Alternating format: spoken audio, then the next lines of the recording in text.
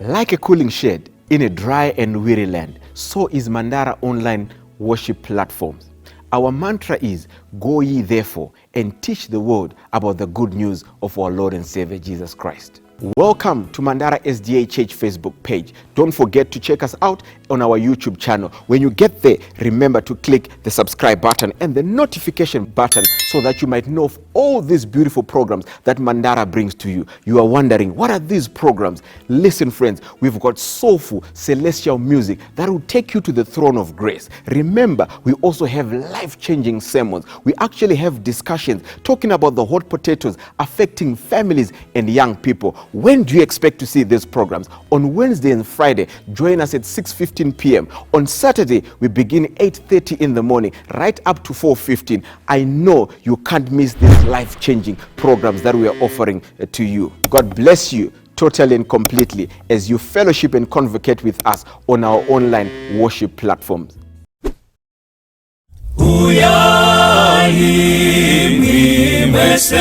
Munodi santenzi Tino imbari orwakem Tino imbari orwakem Nekumira petone chigaro chake Yesu toyenda kumusha Musha wa mwari kudenga Tino yenda kuzioni Kwa kana kisa kwa mwari Tesenti no imba Tino ziha mwari Tiriva nawe kudenga Tiriva nawe kudenga Tota uraidi Tota uraidi Toyenda kumusha Musha wa mwari kudenga Tino yenda kuzioni Kwa kana kisa kwa mwari Tino fana pano Geza mwari Tisa titashika apom Tisa titashika apom Musha we Sioni Musha we Sioni Toyenda kumusha Musha wa mwari kudenga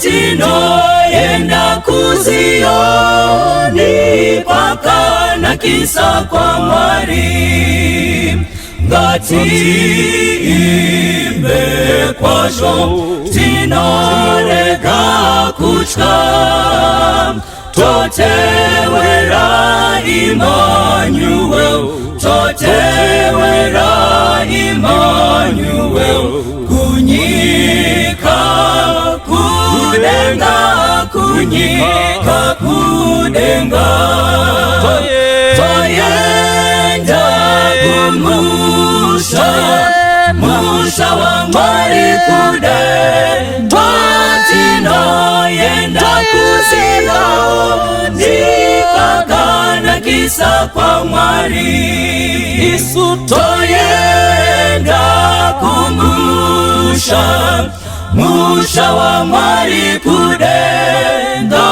Tino yenda kuzioni Kakana kisa kwa mwari Isu Tino yenda kuzioni Kakana kisa kwa mwari Isu Tino yenda kuzioni Kakana kisa kwa mwari Isu Tino yenda kuzioni Kakana kisa kwa mwari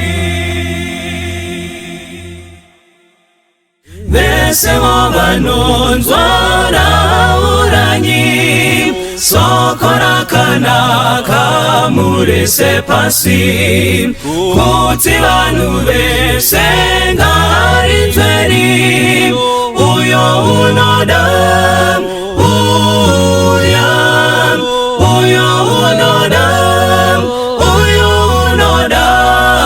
tumasoko pagomone mikana Baba wadikanwa ari kudaidza uyo unoda uyo unouya nasi uya pinda pamusiwo wazarurirwa Jesu ndiye nzira yeidiyega uyo unoda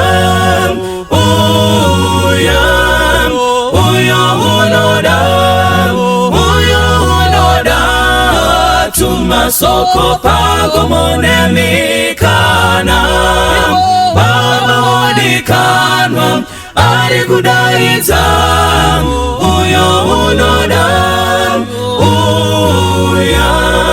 uyo unoda dawiraidi uyo unoda tiwirangeizwi uyo unoda upenyu darini uyo unoda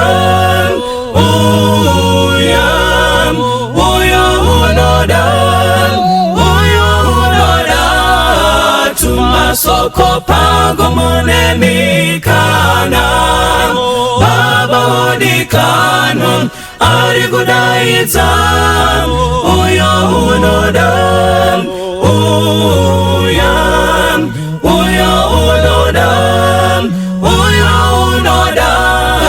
tumasoko pagomone mikana Baba wadikanwa ari kudaidza uyo unoda Baba wadikanwa ari kudaidza uyo unoda Baba wadikanwa ari kudaidza uyo unoda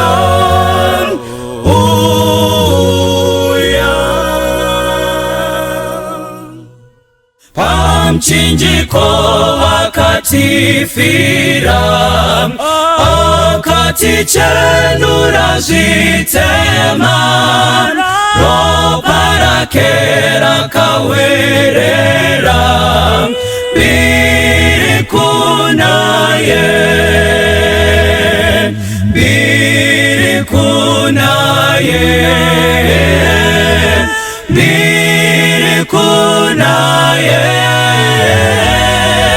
ropa rake rakatisamba biri kunaye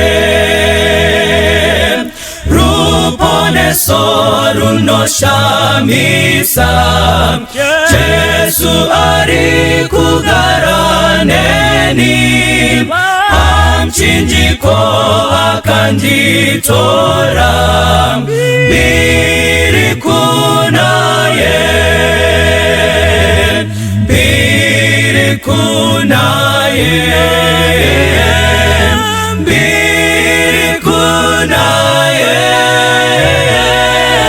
ropa rake rakatisamba biri kunaye tsimerino visazvitema ndinofarana vamariri umo Jesu andichenura biri kunaye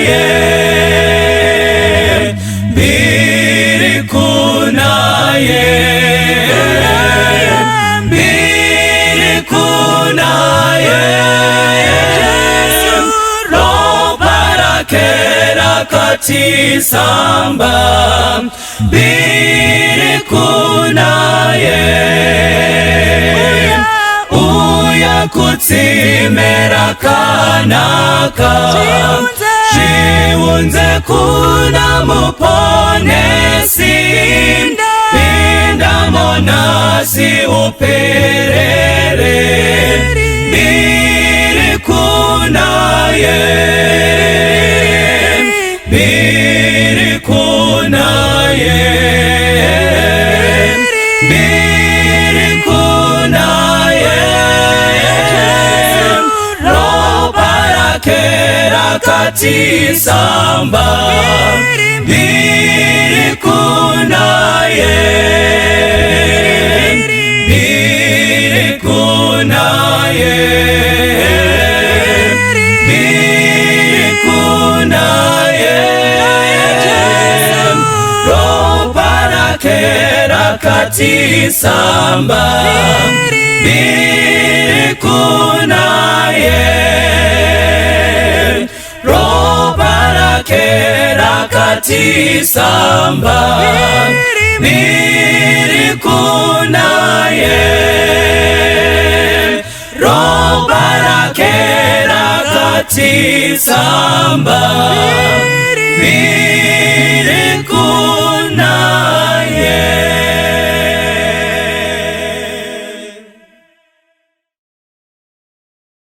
Ndino kukwasa ivana va Mwari kose kwa mungadai muri panguwa yokuverengwa kweshoko la Mwari, nguwa yatinodzidza zvimwe zvakakosha zvinobatsira kuponeswa kwedu. Panguwa ino tichaverenga nyaya yedu takabata mubhuku Hebrews chapter 11. Ndo patichanongeredza nyaya yedu tichizowedzera mamwe mavhesi, asi tinenge takamira papfungwa dziri kutevera idzi. Ndasarudza kupa chidzidzo ichi musoro wenyaya unotiwo zvazvichava. Ndo nyaya yatiri kuda kukurukura nezvayo. Munoziva kuti vanhu vakawanda vari kuchema muupenyu. Murume ari kuchema, ndimai vari kuchema. Murume uyu akangoona musikana akafunga kuti zvaari musikana zvinhu zvese zvatoraiti. Pati haana kutarisa kana kufunga zvazvichava. Akaona weave, akaattractwa neweave, akatadza kufunga zvazvichava kana weave yabva. Akangotarira akaona munhu, haana kutarira zvazvichava. Saka vamwe vedu kutaura kunoku vari kuchemedzwa mukati memamarriages nekuti havana kutarira zvazvichava. Kuna mai vari kuchemawo. Handisi kuti munyarare, asi ndiri kuti chiri kuchemedza chimwe chacho. Makangoona ndebvu mukafunga kuti patoita murume. Hamunoziva kuti tomboti ndebvu hapana, pana baba here apa. Imi makangoona paita ndebvu mukatoti ndazviwanira mukomana wangu, mukomana yatone ndebvu dzake ende zvakazodai. Izvozvo hazvina kukwana. Tinoda kutarira zvazvichava. Katarira munhu achinyemwerera, imbotarira kuti tomboti kunyemwerera kwapera zvinenge zvakamira sei. Saka Mwari wokudenga atibatsire muchidzidzo ichi. Ngatimanyei kubhuku Hebrews chapter 11 verse ndeya 24, verse 25, verse 26. Tichakumbira muverengi wedu ativerengere. Nokutenda Mozisi akura wakaramba kunzi mwanakomana womukunda waFarao. Nokutenda Mozisi akura akaramba kunzi mwanakomana womukunda waFaro. Akati zviri nani kuitirwa zvakaipa pamwe chete nevanhu vaMwari pakufarira zvivi nguva duku. Panapa pari kubuda nyaya iri kunziyo by faith. Munoziva here vana vaMwari kuti chivara icho chichi chiri kunzi faith ichi chavakisa machechi akawanda. Ende vara irori rokuti faith rasiya vanhu vakawanda vava kungofunga kuti munhu akangotaura kuti inini nezita raJesu ende nekutenda kwangu faith ini ndinoponeseka. Vanhu vakawanda vari comforted nenyaya kana kuti nevara rekunzi faith. Tenderei kumbokurukura tiri kutarisa panyaya iyi.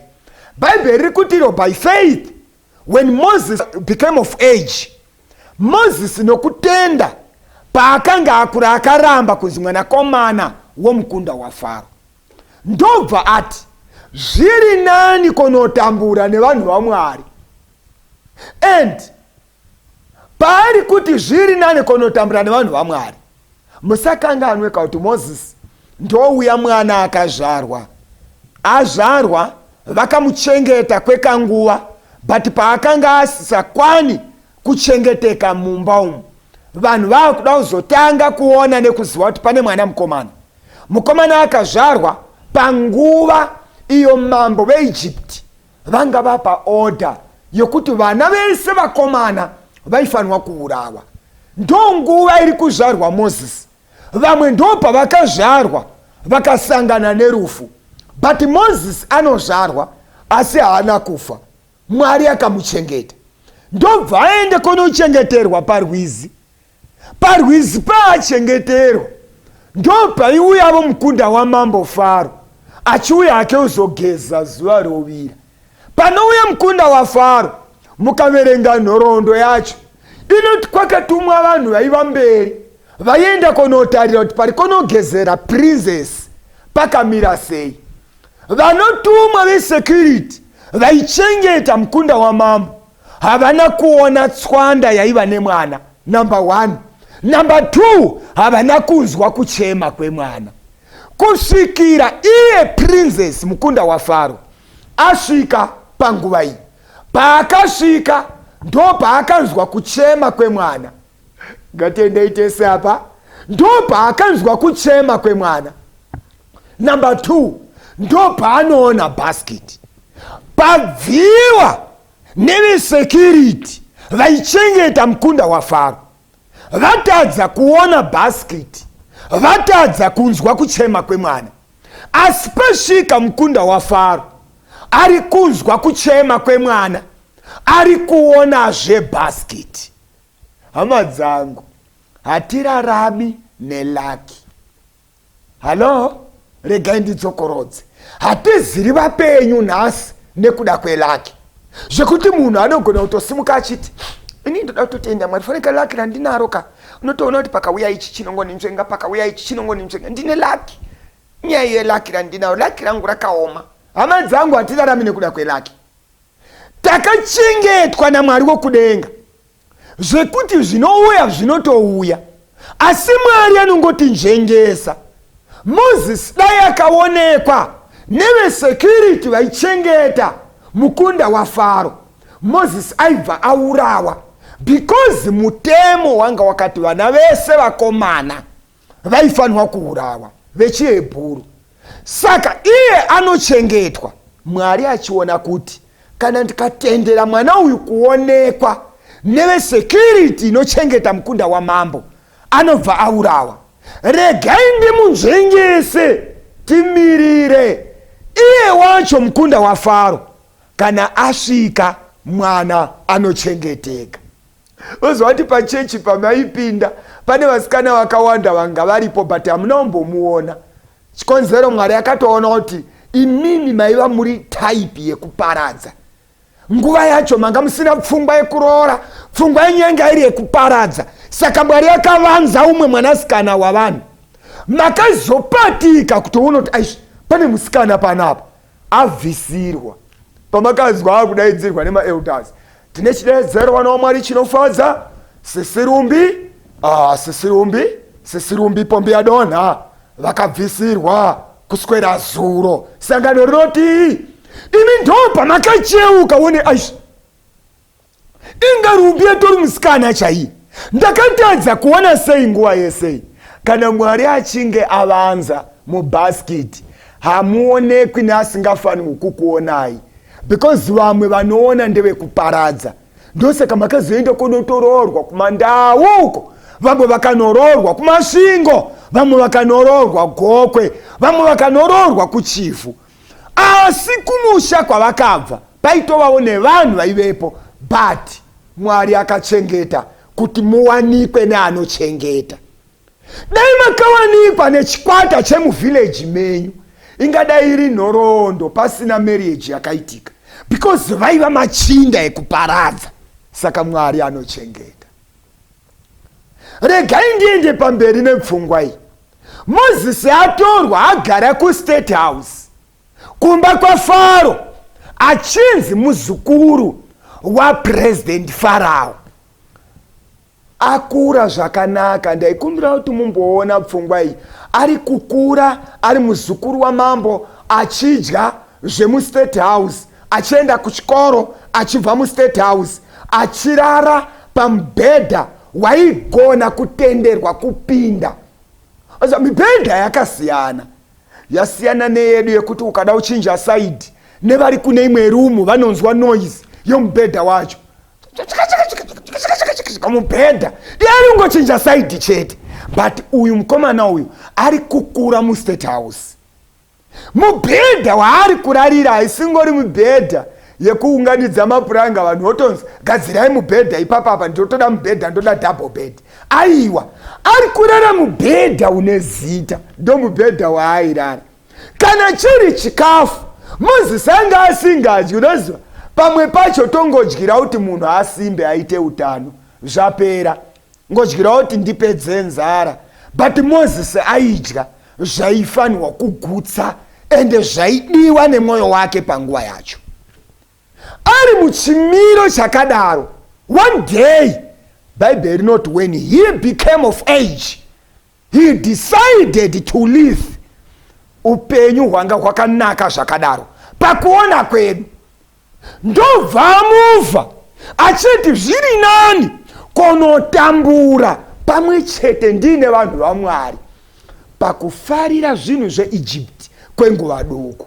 Ndekumbira kuti tinzwanane vana vaMwari. Zviri nani konotambura nevanhu vaMwari pakufarira comfort yeEgypt kwenguva duku. Vhesi patiri kuenda nayo pamberi, ndaikumbira kuti mundibatsire kubata pfungwa inotevera. Verenga yenyu.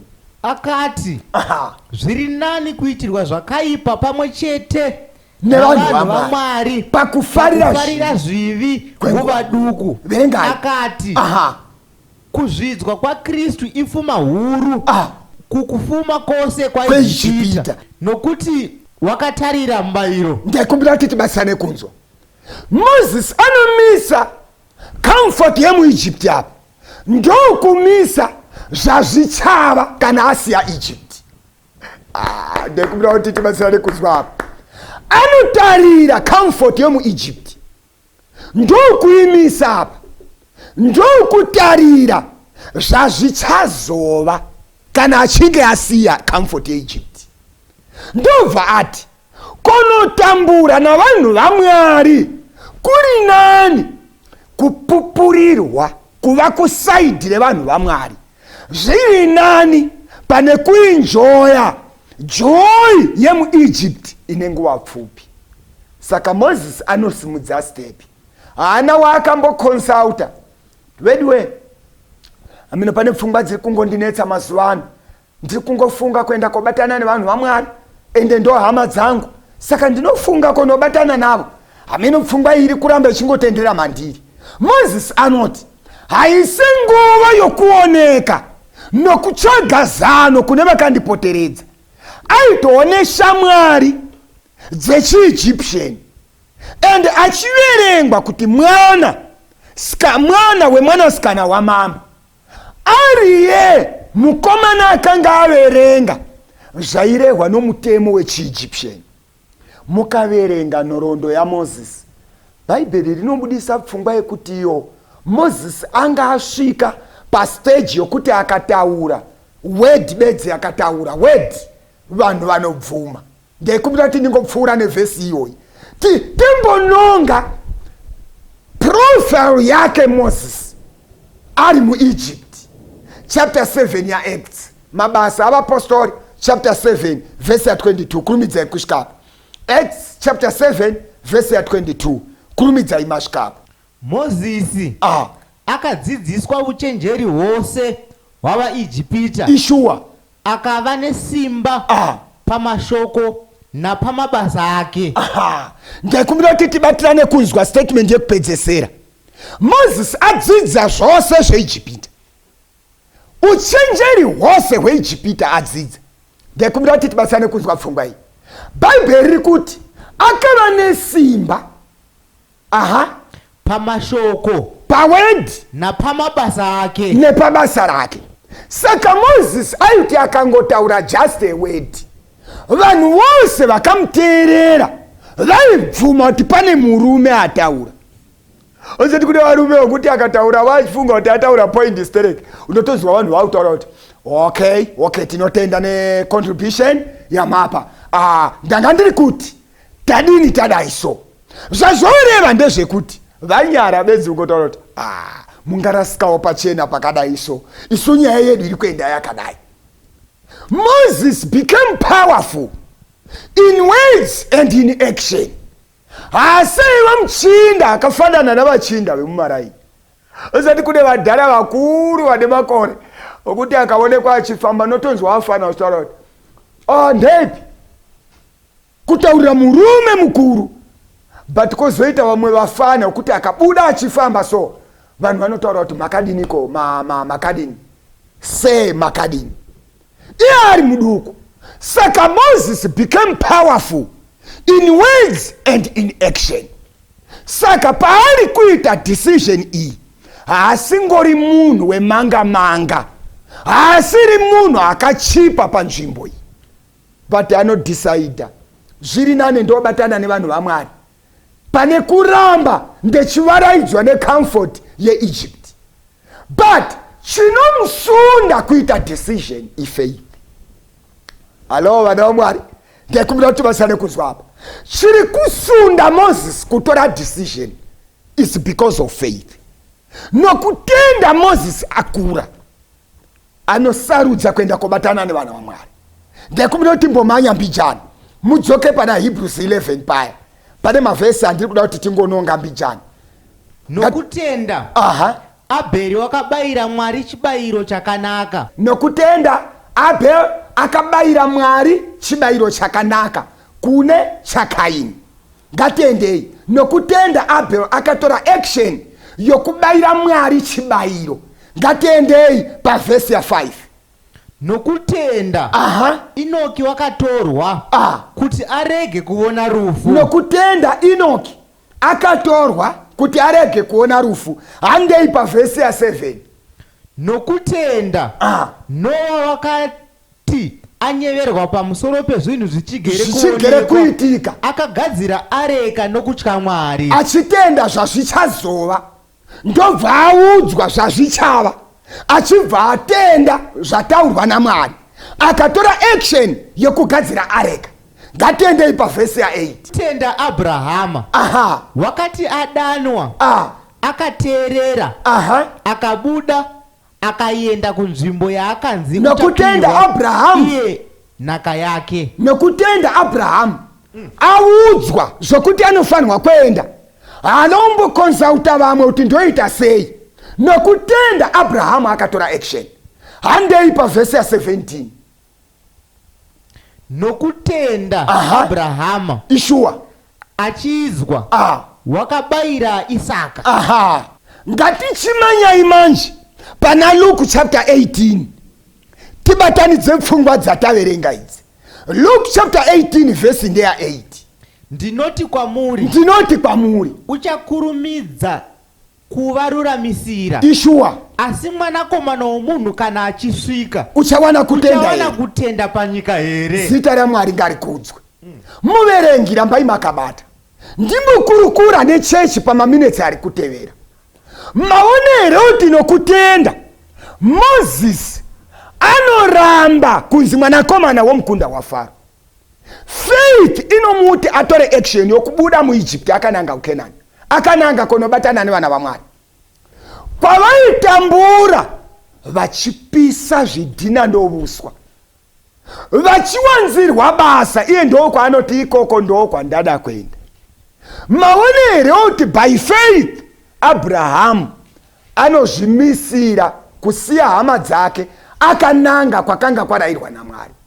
Mazvionero kuti by faith Abrahamu anonzi simuka ubve pano ende anosimuka achienda kunyika yarayirwa naMwari. Maonero kuti nokutenda Inoki akatofamba naMwari by faith. maonero kuti by faith Abrahamu anopira Isaac kuti chive chipiriso pamberi paMwari. Saka Luke chapter 18 verse ya 8 yobva yati kana mwanakomana wemunhu achiuya achawana kutenda here panyika. Hama dzangu ndaikumbira kuti mundichengetere upfungwa iyi. Maonero kuti definition yechinonzi faith is not faith until action yatorwa. Pese patoimba rwiyo rwekutenda patoti paya ini ndoda kutenda Mwari because kana iri faith chaiyo ndinayo. Ini ndiri munhu wefaith wana waMwari. Handimbomiriri kuona ndinongofamba by faith. Ndinoita zvinhu zvangu by faith.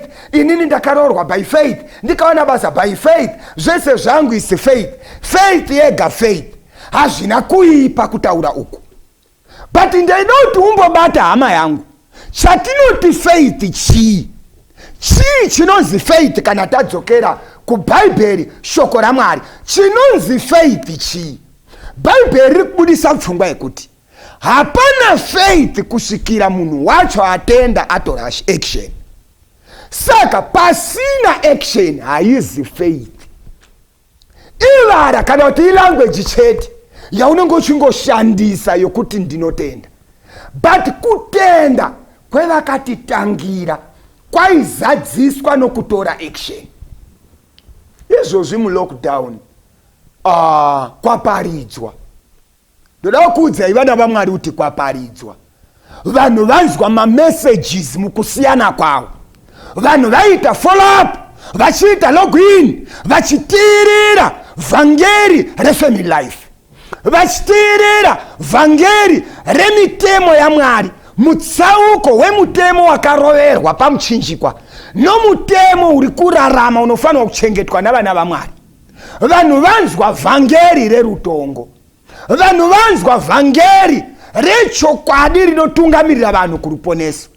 But kungonzwa ikoko chete, kunzwa ikoko bedzi, hazvina kukwana kusvikira patorwa action.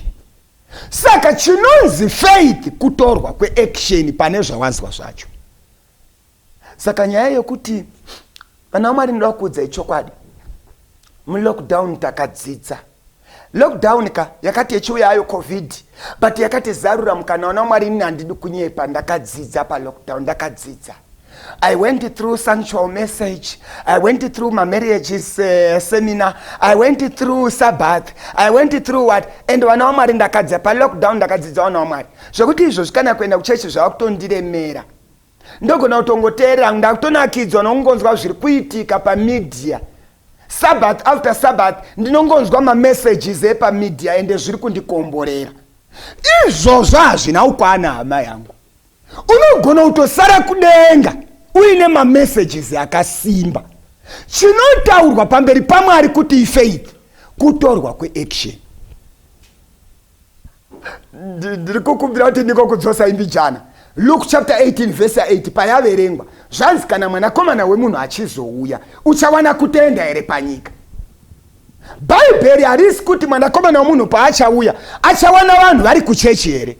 Mwanakomana wemunhu paachauya achawana vanhu vachikwenda here kuchechi, achawana vanhu vachikunamata here. Izvi ndo zviri obvious kuti Jesu achauya, vanhu kuchechi vari kuenda, vanhu vari kunamata, vanhu vari kuita zvese. But chakaonekwa kuti chichagona kushayikwa kuwana vanhu vane faith in action. Ichi ndo chinogona kushayikwa. Saka inzwa hama yangu, zvese zvatiri kudzidza pamedia zvakatinakira. But kana pasina kuitwa application yekutora action towards zvandadzidza zvacho, izvozvo hazvina kukwana. And atiponeswi nokuwanda kweinformation yatanzwa. Tinoponeswa nekutora action painformation imwe neimwe yandakanzwa. Saka zvidzidzo zvose zvaitwa hazvina kukwana kusvikira watora action. You need to decide and you need to take action. Pane zvawadzidza iwe wotevera shoko raMwari. Hatinzwei James chapter 2 verse 19. Zvazvichava. unotenda kuti Mwari ndiye mumwe chete, ichokwadi, unoita zvakanaka, unoita zvakanaka. mweya wakaipa unotenda wo izvo Ishua ichidedera. hanzi wewe unotenda kuti kuna Mwari umwe chete, Bhaibheri rati unoita zvakanaka. Asi usakanganwe kuti kunyangwe nimwe tsvina madhimoni anotendawo zvauri kutenda izvi achidedera. Tichiri tese here vana vaMwari. Zvazvoreva ndezvekuti kana munhu akati in the name of Jesus, in the name of Jesus, I believe, I believe, I believe, izvozvo hazvina kuipa. Asi kunyangwe madhimoni anototendawo izvi, but paanotenda madhimoni anotozvitenda achidedera.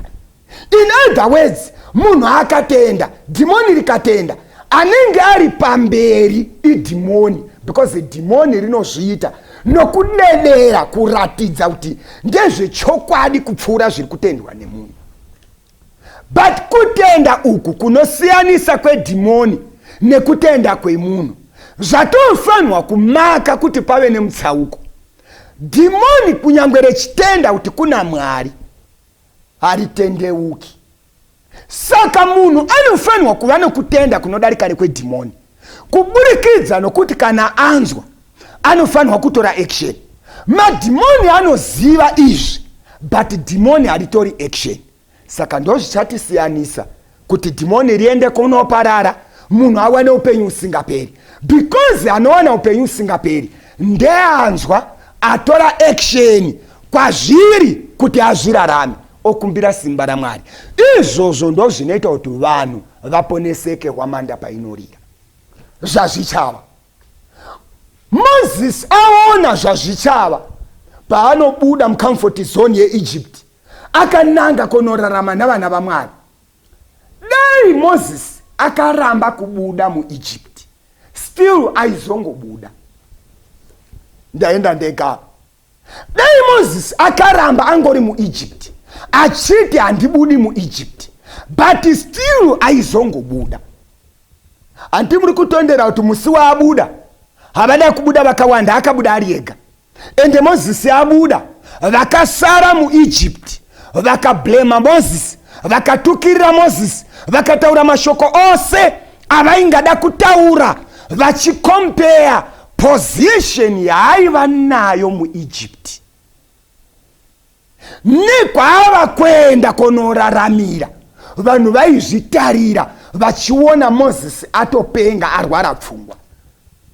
Munhu uyu akaita sei anosiya comfort yese achienda kunobatana nevanhu vari kutambura zvakadaro? But Moses haana kutarira zvazvaive panguva yacho, aitarira zvazvichava pamberi. Ende zvazvaizove ndezvekuti musi wabuda Moses muEgypt, Faro nehondo yose havana kusara, vakazosara vakatevera Moses, neIsraeri yese vakatevera. Ende pavakatevera vakaenda kunosvika paRed Sea, svika igungwa rakazaruka. Moses atopinda naIsraeri yose vatokrosa vabuda. Faro paakatevera, Bhaibheri rinoti hondo yose yeEgypt, ami yose yeEgypt vakatevera vachiti tarasikirwa necheap labor yemaIsraelis abuda, tarasikirwa, ngativatevere vadzoke. Saka kana Faro akasimuka vava kutevera Israeri, Moses aizosara sei? Iye ndiye aiva chief army commander weEgypt. Saka Moses haaisara, kunyangwe dai asina kubuda pazuva iri achinobatana nevana vaMwari, still paizosimuka Faro vava kutevera Israeri, Moses hapana paaizorega kubuda. But pavakasvika paRed Sea vakaona gungwa rakazaruka, ndobva vapururudza vakati zvaita. Vaifunga kuti gungwa pavanobuda ivo mvura inobva yavhara, toshaya mateverero atingavaita. Ndobva ivo vavona pakazaruka vachibva vati nesuwo tava kupinda. Inzwa hama yangu, hapazi pose pakazaruka pakazarurirwa newe, pamwe pakazarurirwa vakananga kunoparara. Kune varume vakawanda vakasiya mudzimai wake, akasiya marriage yake, akasiya vana vake nekuona zvakazarurwa. Kwete zvakazarurwa zvemubhaibheri, but akaona zvakazarurwa pane chimwe chimudzimai chiri chipi. Iye akafunga kupinda, but havazi vose vakapinda vakabuda, vamwe vacho vakapinda vakapararira ipapo. Hapozi pose pazaruka mukana pazarurirwa newe, pamwe pazarurirwa vekuparara. Saka Mozisi aizongotevera still, but Mozisi akatarira zvazvichava, ende ndiye muchinda akatungamirira vana vaIsraeri kusvika achifa, Joshua achiita take over. But Moses iye zvino tamirira kukumbana naye muushe hwaMesiyasi. Asi Faro akazotevera, havana kubuda endi vakamirira kuparara pari kuuya Jesu. Zvazvichava zvine simba. Kune mhuri yakatarira zvazvichava, vakazvipira kutsanya zvimwe zvavaida paupenyu, vachifaitira kuvaka stendi yavo nokuti vakatarira zvazvichava. Kune mhuri yakazvishayisa mukana wekudya zvavaingada kudya nemota yavaingada kudhiraivha, vachifaitira kubhadhara mafizi emwana wavo. Havana kutarira zvazviri nhasi, vakatarira zvazvichava. Saka zvazvichava, last verse, Revelation chapter 7 verse ndeya 9. Revelation chapter 7 verse ya 9. Verenga. Shure kwaizvozvo ndakatarira, ndikaona vazhinji zhinji Ishua vasingagoni kuverengwa nomunhu, Ishua vakabva kundudzi dzose, Ishua namarudzi, navanhu, nendimi, Ishua vamire pamberi pechigaro choushe, Ishua napamberi pegwayana, Ishua vakapfeka nguo chena, vakabata muchindwe mumaoko avo. Ndikubira kuti tidzwa nani, ndo nhoroondo yokuponeswa kwedu. Jesu ari kudenga akatarira planet Earth yawira muchivi, ndobva adhisaidha kusiya kudenga, akati ndava kuenda panyika, ndinofa rufu rwokunyadziswa, rufu runoshoresa, rufu runoitirwa vanhu vanenge vatadza pamberi penyika, achitarira zvazvichava. Saka nerufu rwaakaona, rwaakatarira, akarudarika, akaona zvazvichava, Jesu akasiya denga akafa.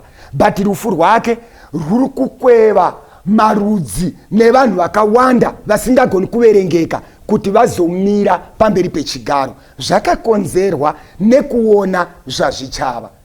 Usangogutsikane nokutenda kunoperera pakunzwa mharidzo.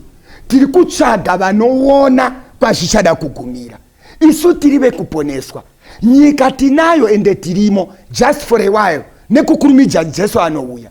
Wadini watora action ugova nekutenda kwakasiyana nekwemadhimoni. Kana uine kutenda kwekungoziva information usingatori action yokuita zvatiri kutenda, zvakangofanana namadhimoni. But isu hatisi vekuparadzwa. Wadini waita decision inotungamirirwa nefaith inotora action. Mwari wokudenga atikomborere. Ndakunamata kuna muponesi wedu Jesu, munobata ushe kumusoro nepanyika. Chidiso chedu Mwari ndechekuti faith yakabata vataverengavo, yakabata mukati mavo, yakavapa simba rekutora action kunyangwe vanga vasina kuona, yakavapa simba rekusakonsulta vanhu vakawanda. Ndo faith yatiri kukumbira. Tibatsirei Mwari, mutipe simba rekutora action. Kana zvaireva rubhabhatidzo rwedu tigobhabhatidzwa, kwete nokuti ndo zvinotifadza, ndo zvatofarira, but nokuti ndo zvakafanira kuponeswa kwedu. Tipei simba rekuzvirarama. Kuda kwenyu kuitwe muzita raJesu. Amen. Pamchinjiko wakatifira, akatichenura zvitema, ropa rake rakawerera, mbiri kunaye, mbiri kunaye, mbiri kunaye, ropa rake kati samba mbiri kunaye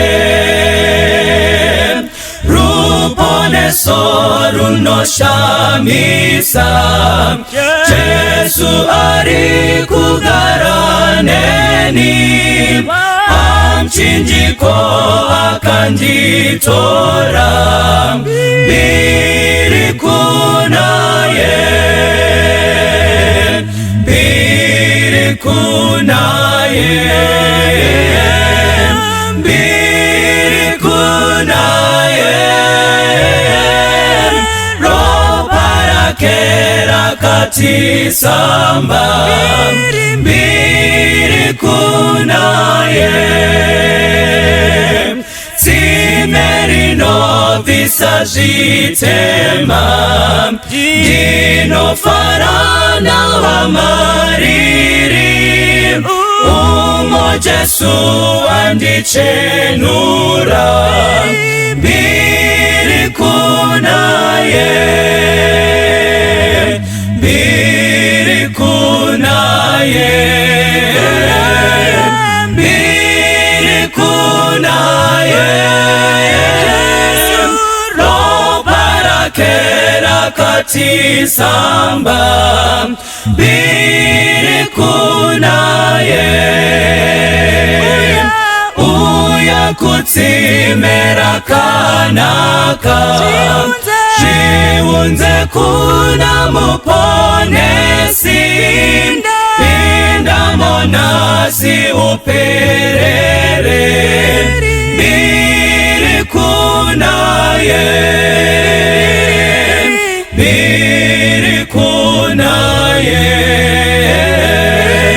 mbiri kunaye roparakera kati samba mbiri kunaye mbiri kunaye mbiri kunaye roparakera kati samba mbiri kunaye roparakera kati samba mbiri kunaye roparakera kati samba mbiri kunaye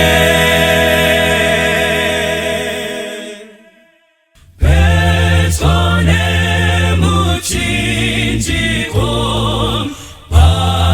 panetsime kwaro mvura yekurapa yavakura Jesu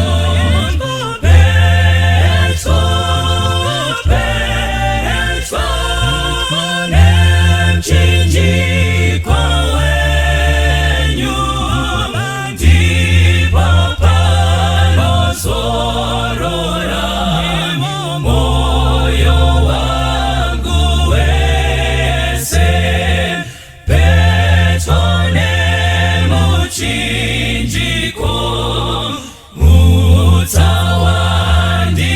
mutawandiwana aponda jekeserwa kupenya kwa Jesu